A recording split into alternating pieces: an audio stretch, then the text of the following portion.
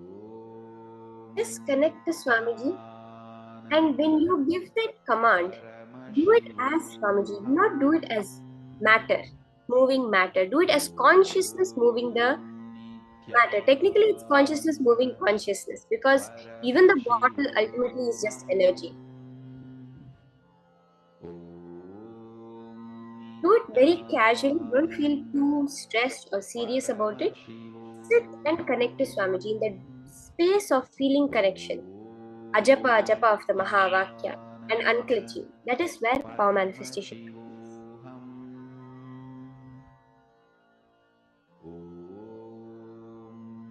Nityananda Paramashivoham.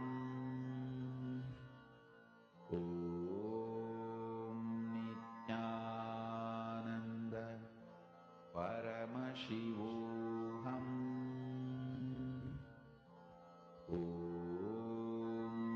Nityananda Paramashivoham.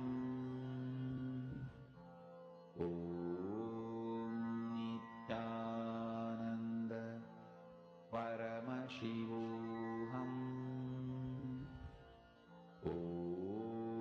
Nityananda Paramashivoham. Nityananda Paramashivoham. Nityananda Paramashivoham.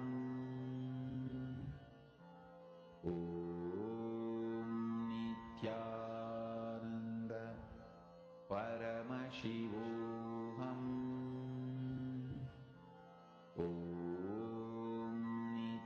Nityananda Paramashivoham. Nityananda Paramashivoham.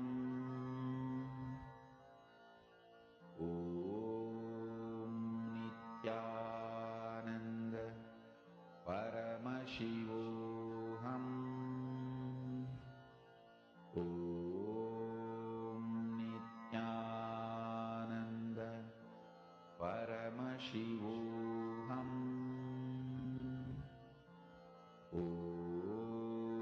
Nityananda Paramashivoham. Can you open your eyes? How many of you manifested? I saw Mamutsu, he had manifested in the beginning. How many of you manifested toppling the bottle over? Or even if you felt the vibration, many times, when you do the manifestation, the bottle start vibrating, that you'll be able to feel that intense vibration in the object, especially if you're doing it on a silicon. That vibration will be so intense that you're able to feel.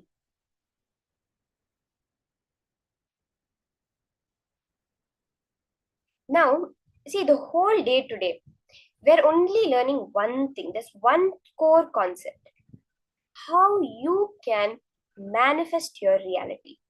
Now, why are we talking about this? See, there is our brain. It's our brain, our mind is what makes us perceive the reality the way we are. There is a biologist, a PhD. His name is Bruce Lipton. He has done extensive research on cells, on how various aspects of the body. One thing he says: what is the job of the mind? The job of the mind is to create coherence between your beliefs and your reality. That's all. Meaning, your mind's job is to show you in your reality that which you believe. Swamiji gives the example of his driver that used to drive him in Bangalore every day when Swamiji first moved there. So one time when they were going to pass a certain street, Swamiji was telling him, mentioning about a huge mosque that was on that street. His driver was not, every single day they passed by that street, but his driver was not able to catch it at all. He was like, what mosque? I'm not sure what you're talking about, Swamiji. Swamiji then said, okay, there's a Hanuman temple right next to that mosque.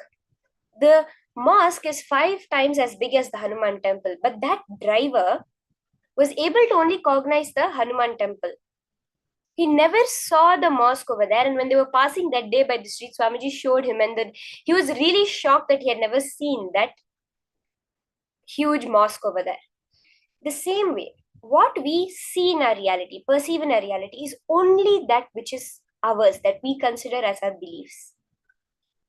Now, in the next session, we're going to be understanding how to rewire our brain. In the last session, which we learned, was that capability of our brain that is there, the capability of our consciousness to expand to exactly how we want it to be. Now, in this session, Swamiji is giving us the exact way to make our brain rewired the way we exactly want it to be. So let's now listen from Swamiji how to rewire your brain.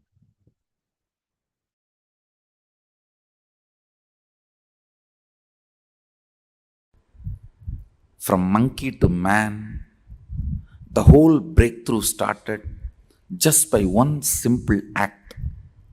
One monkey started walking with the 2 legs first time. Surely he must have felt very awkward. Other monkeys would have made fun of him. They would have teased him. A lot would have happened. They would have even boycotted him from the community.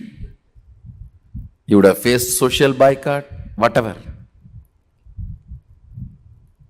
For some reason, he decided to walk with 2 legs. Understand? That brought the first breakthrough. When monkey started walking with the 2 legs, the intense blood flow to the brain started going with less speed. Less speed means more possibility for the subtle grooves to develop.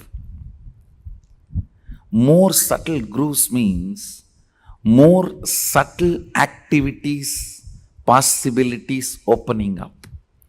Means more subtle abilities manifesting.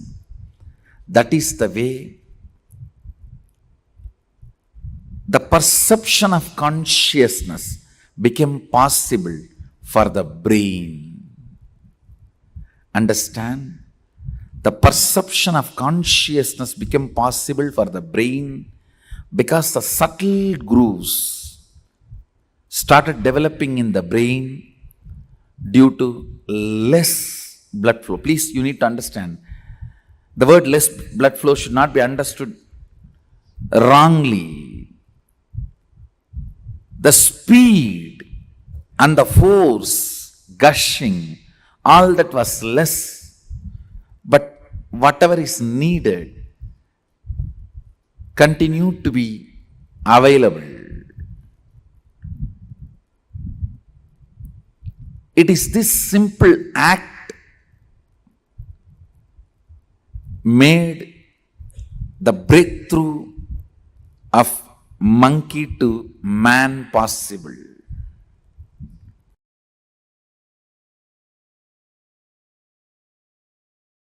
Spiritual growth means your ability to experience consciousness, your expertise in experiencing consciousness. Your expertise in experiencing enlightenment is spirituality, nothing else. The subtle mind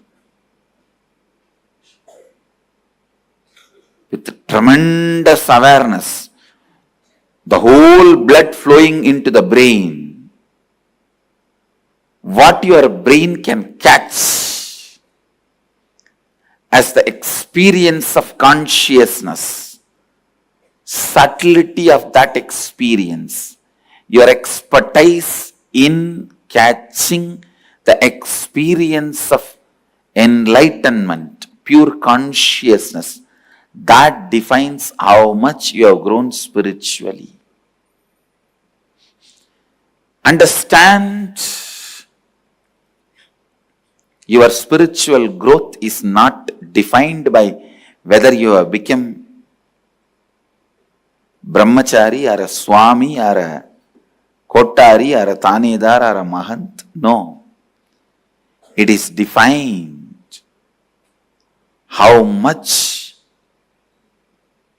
you can catch the experience of consciousness, your expertise, the ability of your brain's power, ability of your brain's expertise, the subtle grooves of your brains, its ability and expertise to catch the experience of consciousness. The experience of consciousness, that makes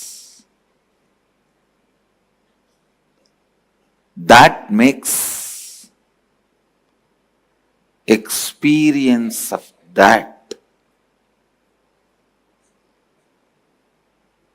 that makes you spiritual. I tell you,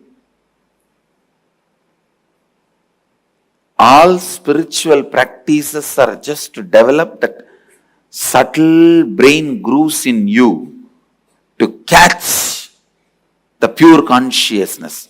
Whether you sit in the banks of Ganga in silence in Haridwar,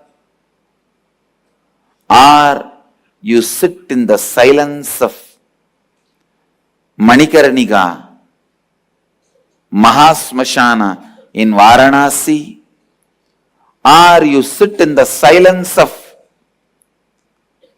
Gomukh, Tapovan. Understand, when your brain grooves, the subtle brain grooves, are able to catch the concept of consciousness, the spirituality is awakened in you.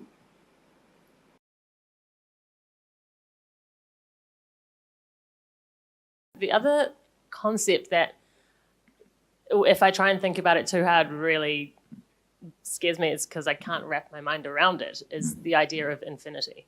Like the idea of... You don't have to think, you can't grasp unless your brain grows that subtle grooves which gets awakened by Kundalini. Once the Kundalini gets awakened, then God, the word will become so real for you. The I word will become empty for you. See, when I utter God, it has so much meaning for me. When I utter the word I, it has no meaning other than the word I am uttering. For you, when you utter the word I, it has so much meaning for you. When you utter the word God, it is just emptiness. So the shift will happen when the Kundalini reaches Sahasrara.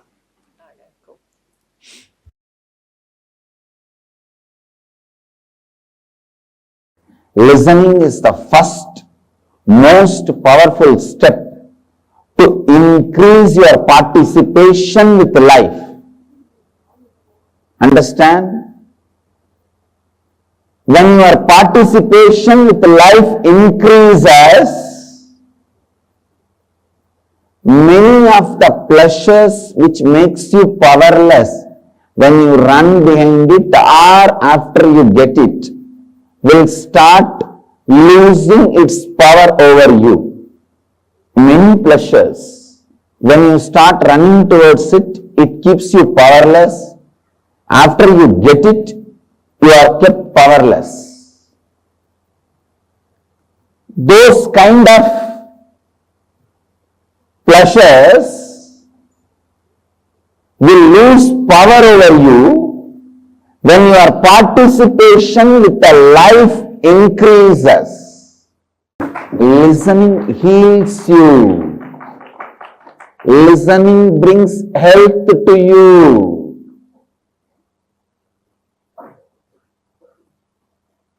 It brings health to you because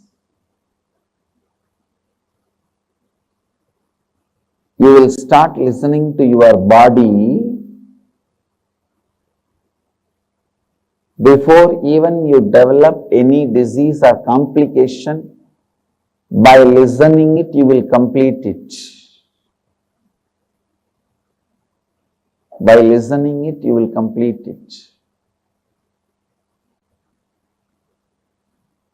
Your body is like a child. Sometimes I have seen these kids will complain. The grown-up kids also. I have both kids and grown-up kids. I don't want to do this. I'll say, okay, then after 2-3 minutes I'll say, no, I just told, but I'm going to do. I just wanted to show that I can say no to you, that's all. There is a kind of a silly pleasure. After a few minutes they understand, no, this is not right.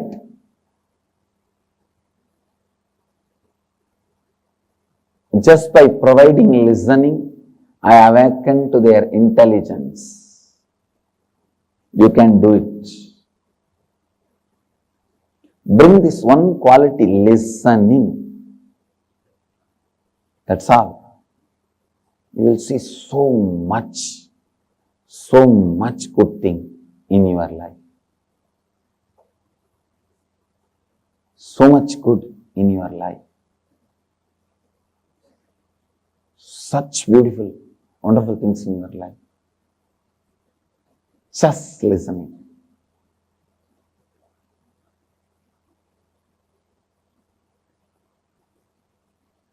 Whether it is office, anywhere, wherever you are, listening. It's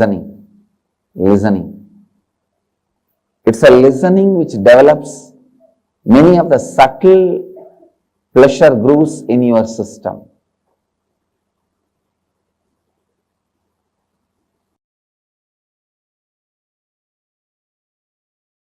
Paramashiva does manifestation, maintenance, rejuvenation, pulling out of delusion and liberation. Satyojata, Tatpurusha, Vamadeva, Ahora, Ishana. These are the 5 phases. He resides in his Supreme Paramashiva Swarupa as Ajomuha or Adhomuha, unborn. Beyond form, formlessness is Paramashiva Swarupa. That Paramashiva Swarupa manifests with these 5 phases as Sadashiva, Tatpurusha, Vamadeva, Ahora, Satyojata, Ishana. 5 phases he manifests and does the Panchakritya, Srishti, manifestation, Sthiti, sustenance, Samhara, rejuvenation, Trobhava, pulling out of delusion, Anugraha, liberation. Understand? He does all these 5 jobs.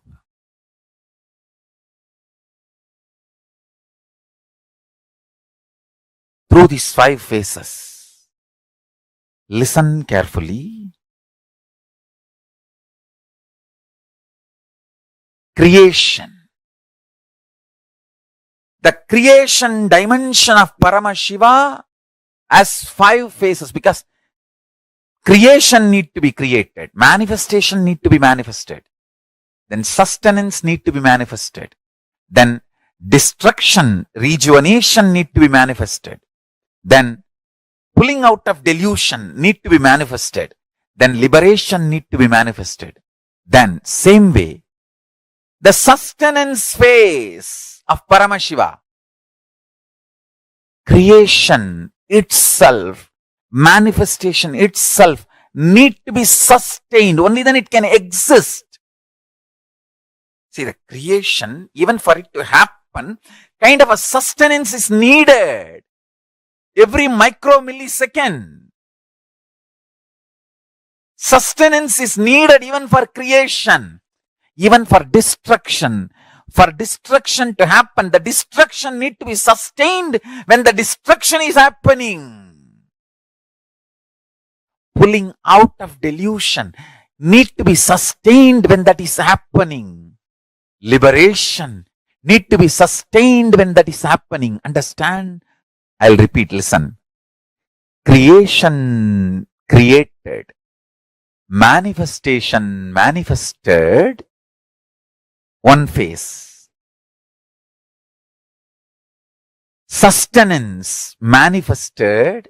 Second phase. Destruction manifested. Third phase. Pulling out of delusion manifested. Fourth phase. Liberation manifested. Fifth phase. Then manifestation sustained. Sixth phase. The sustenance is sustained. Seventh phase. Destruction, rejuvenation is sustained. Eighth phase. Pulling out of delusion is sustained. Ninth phase.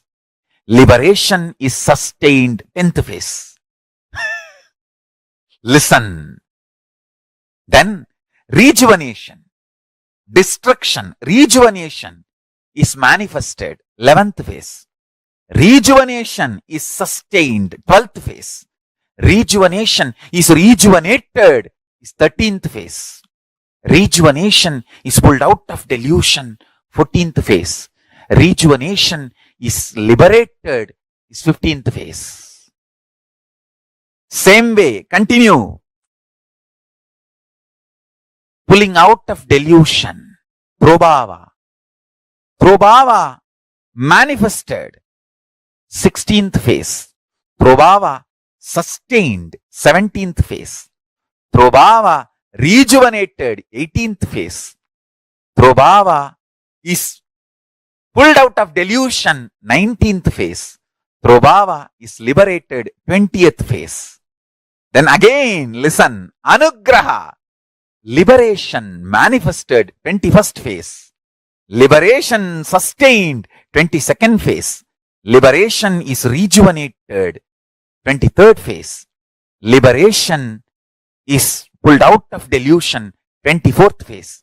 Liberation is liberated. 25th phase.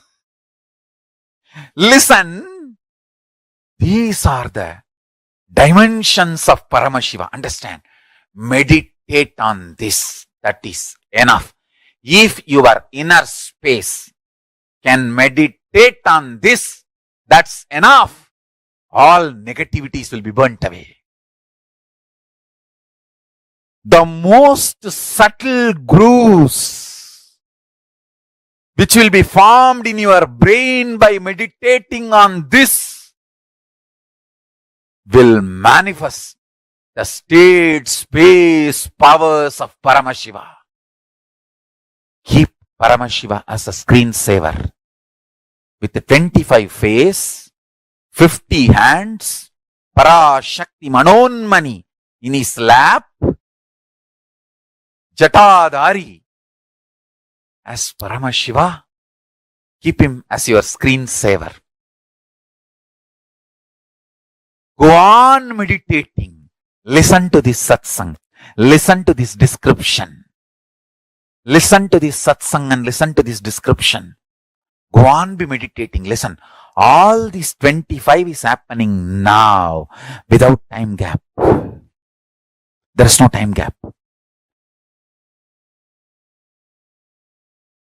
Universes are manifested, sustained for zillions of years, rejuvenated, pulled out of delusion, liberated, all this without time gap. Without time gap, with the period of zillions of years. This too is important line. Without time gap, with the period of zillions of years. Meditate on it. You will understand time as you understand does not exist. Kala exists as existential reality. Time is deluded comparative reality.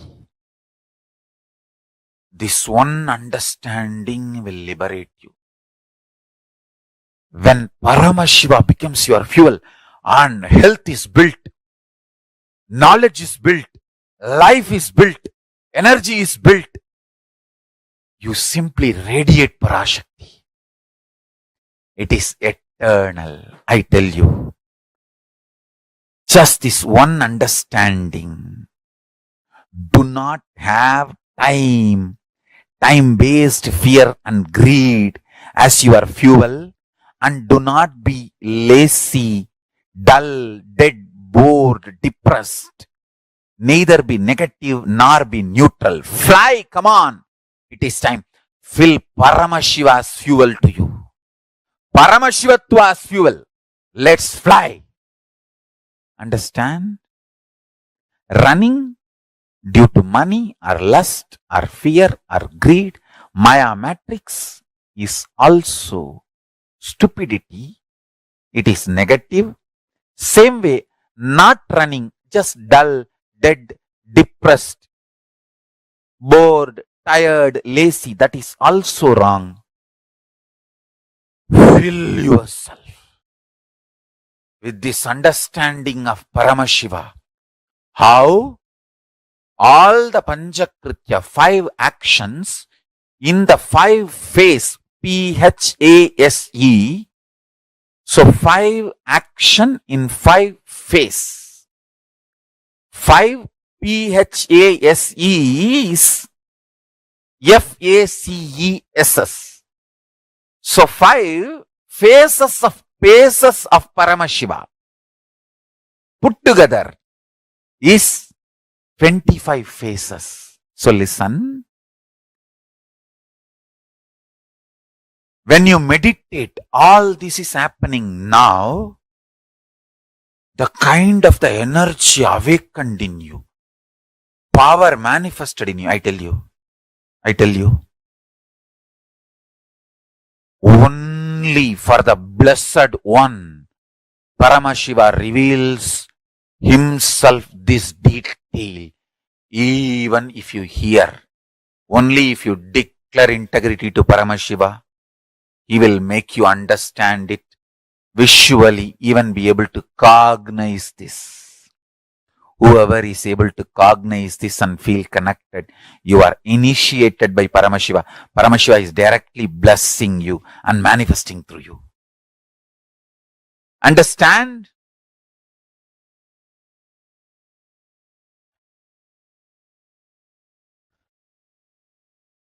Meditate on this Paramashiva Swarupa.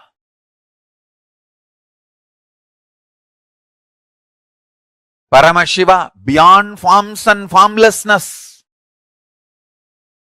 manifesting as Mahasadashiva Swarupa with 25 heads and 50 hands and 75 eyes, and beautifully with Parashakti, Manonmani.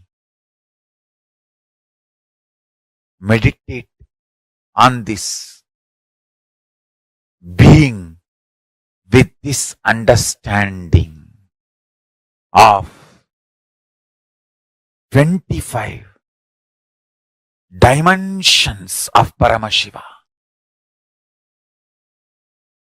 Creation created, creation maintained, creation rejuvenated, creation pulled out of delusion, creation liberated.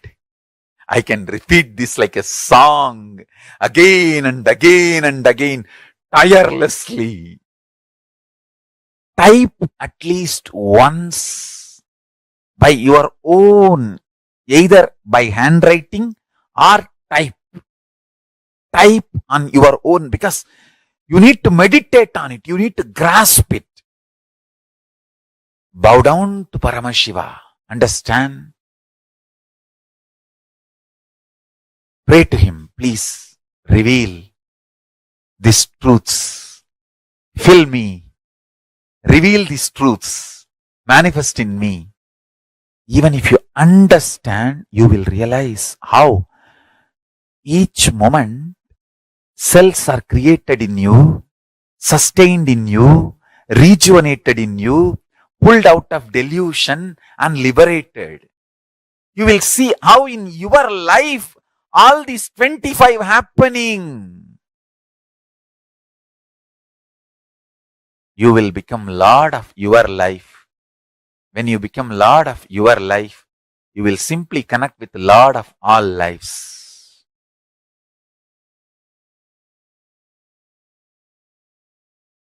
Paramashivatva will manifest in you. Please understand, meditate on this. Meditate on this Paramashiva Jnana. You will manifest Paramashiva Vijnana. Understand? Meditating on this trains your brain, awakens the most subtle brain grooves for me to infuse Kundalini in you. See, when that subtle brain grooves are created through this meditation, see, when you do Pratyahara Dharana Dhyana, means concentrating, centering, and oneness with these concepts and visualizations I presented to you. When you do that, I can pour Kundalini in you and put you in Samadhi. Then naturally, simply Paramashiva manifests in you. Understand? I am requesting you to meditate on these principles, on this truth, so the vessel is created. I can pour the Kundalini Shakti in it.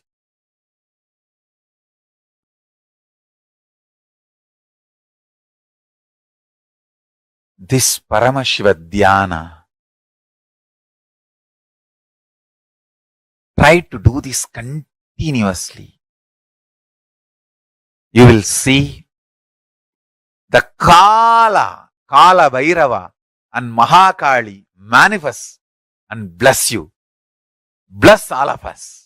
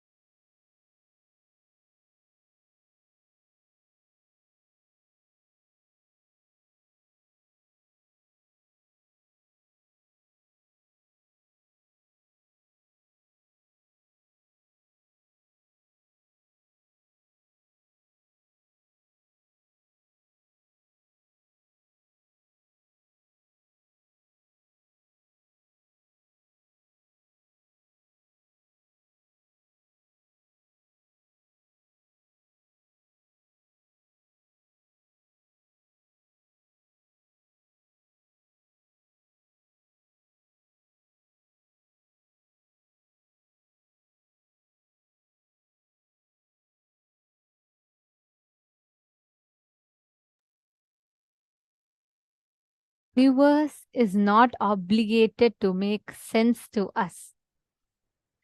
I think Swamiji is like so beautifully given us the essence of the whole thing. The way Swamiji explained, the way Swamiji revealed this whole thing was just so profound, isn't it? How we understand the existence, the nature of reality,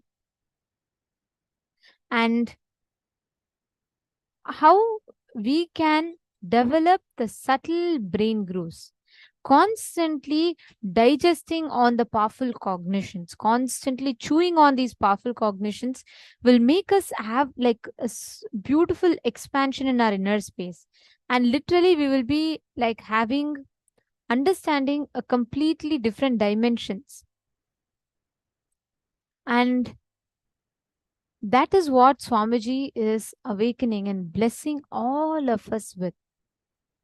This one truth, if we all understand, the way we understand that the universe around us, the way things function, constantly when you keep chewing the subtle truths, understanding consciousness, contemplating on consciousness, understanding how things function, when you just constantly chew this, and chew this, you will start seeing how beautifully it will start evolving as such a beautiful shift in your very inner space. The way you interact, the way you see that reality, everything will be entirely different. Constantly chewing the powerful cognitions. And Swamiji will tell, that is why Swamiji will tell, anything you cherish becomes you. If you constantly cherish, let's say you watch a movie, right? You cherish those dialogues and they become a part of your cognition.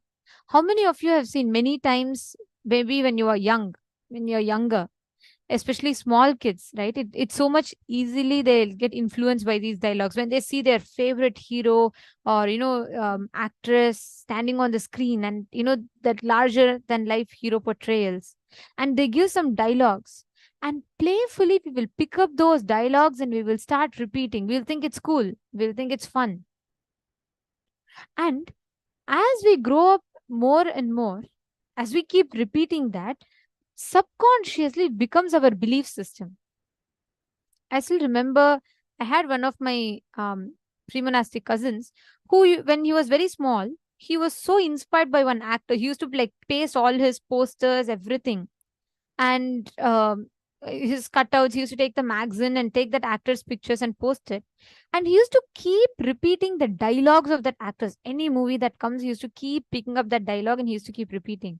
But as he started growing up, that actor used to do a lot of fights and everything in the movie. And I could see how even this kid had started fighting so much. Like he would just simply, he thinks it's cool. Many kids think like that when you watch a Barbie or when you watch, let's say, your favorite characters on the screen. That's why you see so many kids, young kids, or I should not even young, even old people. Many in today's generation, they all go even to the extent of doing plastic surgery to look like their favorite actor or actress. We get so influenced by what we cherish. That is why it is very, very important. What are you cherishing inside of you? If you constantly cherish life negative cognitions, life negative patterns, that is exactly what will become reality for you. If you constantly cherish immense life positive things, constantly when you keep cherishing the ultimate powerful cognitions, your brain will start getting rewired. All the patterns that your brain has built, it will start rewiring itself, realigning itself. So now we are going to do a very fun activity. Can you all quickly grab your paper and pen? Going to be doing a fun activity to awaken the subtle brain grooves in our brain. For us to have the Kundalini Shakti infused in our brain. Please get a paper and pen. Are you all ready? Shall we all enter into the process?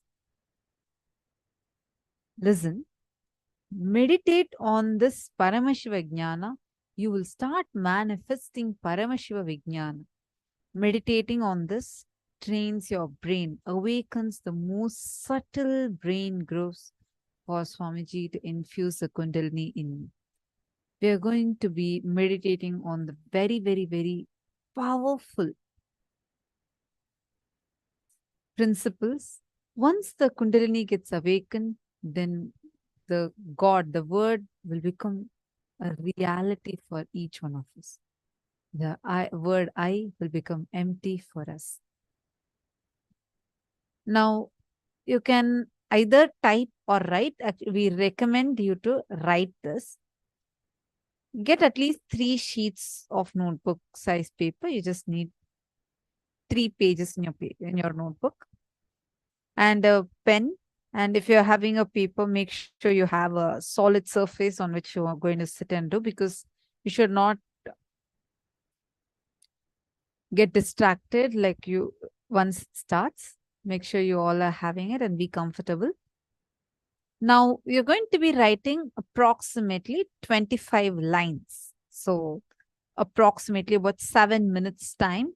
We're going to be taking about 7 minutes to do this exercise.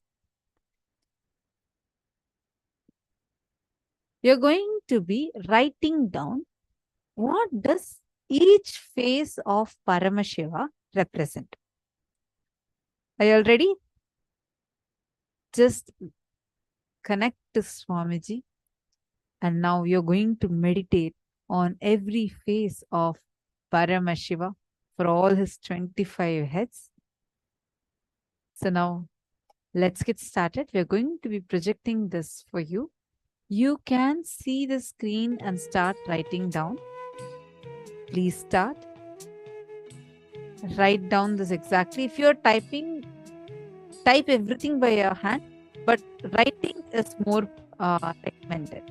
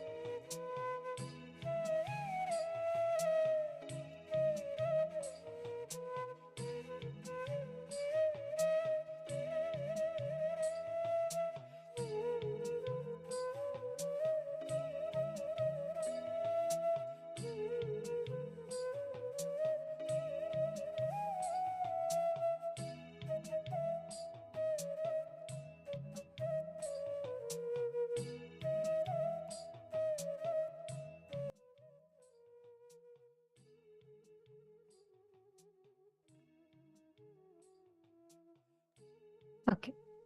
Now, as all of you are writing down, please understand every one of us are going to be manifesting this exact experience in us. When you decide that everything in your life, all the different parts, the entire existence of yours completely is in tune with the cosmic happening, that whole cycle, that whole happening is what is called as conscious elasticity, continuously expanding. Now, before we enter into the next part of today's power manifestation, can I please request all the participants to come on camera? Ma Joyzu, Ma Varuna Joyput, Nithyanandam, Ma Varuna Joyput, and Ma Indrani Selvachandran, Nithyanandamma. Can I request all of you to come in the camera and settle down? See, each of you are here today to experience this powerful initiation, which is going to directly be working on your brain grooves and giving you the experience. So it is very important that we understand the experience, what we are going to be receiving.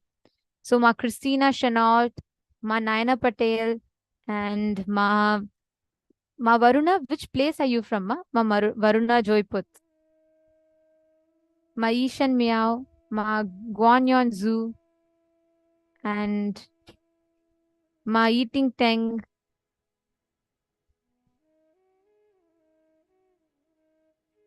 Great. Okay. See, please understand, when you are consciously cognizing yourself as consciousness, what is consciousness?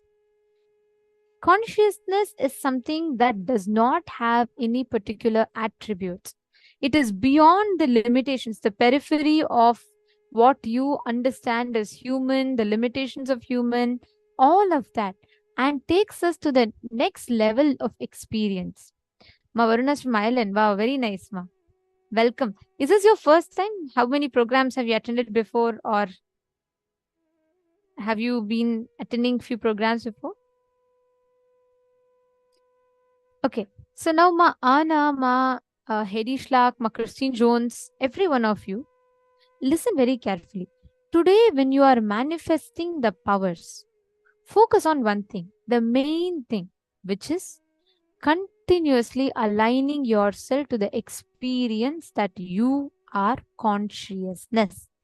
When you say your consciousness, you are not bound by the conditions of patterns, incompletions, all of that. When you declare your consciousness, you simply become that formless experience of existence. Are all of you catching it? See, only when you have a certain identity, right? You get limited to those characteristics, those properties, and all of that, right?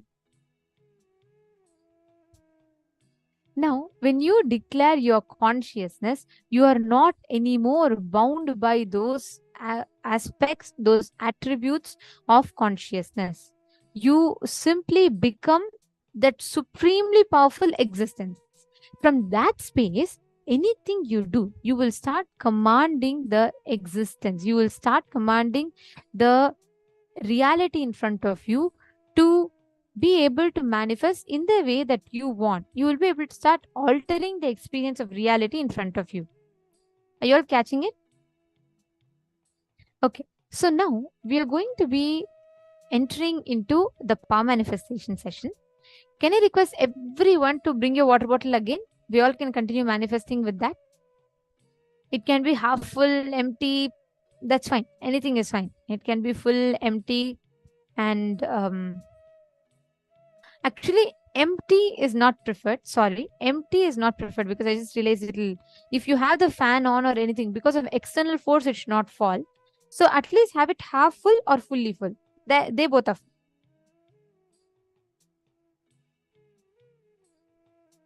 Please bring a water bottle.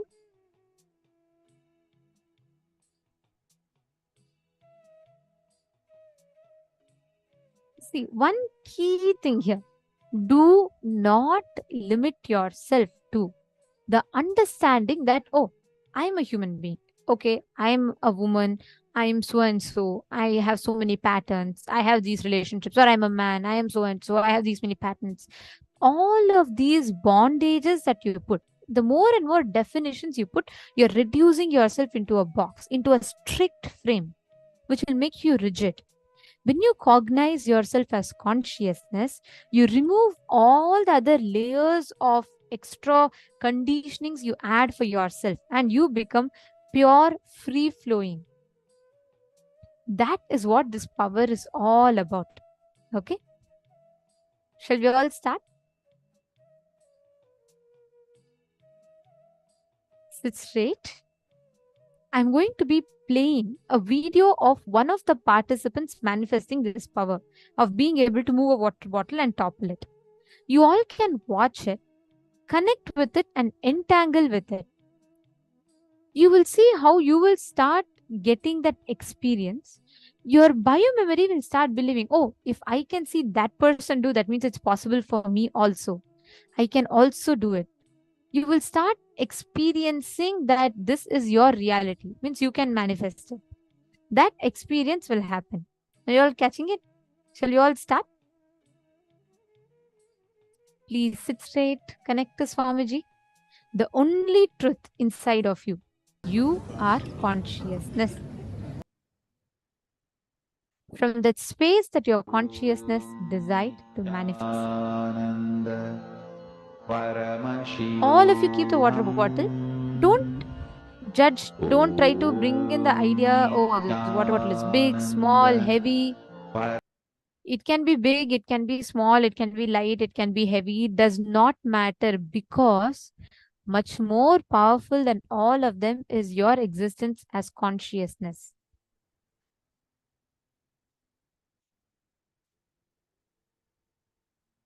Connect to Swamiji, chant the Mahavakya. Paramashivoham. Om Nithyananda Paramashivoham. Om Nithyananda Paramashivoham. Om Nithyananda Paramashivoham. Om Nithyananda Paramashivoham. Om Nithyananda Paramashivoham. Om Nithyananda Paramashivoham. Om Nithyananda Paramashivoham. Om Nithyananda Paramashivoham. Om Nithyananda Paramashivoham. Om Nithyananda Paramashivoham.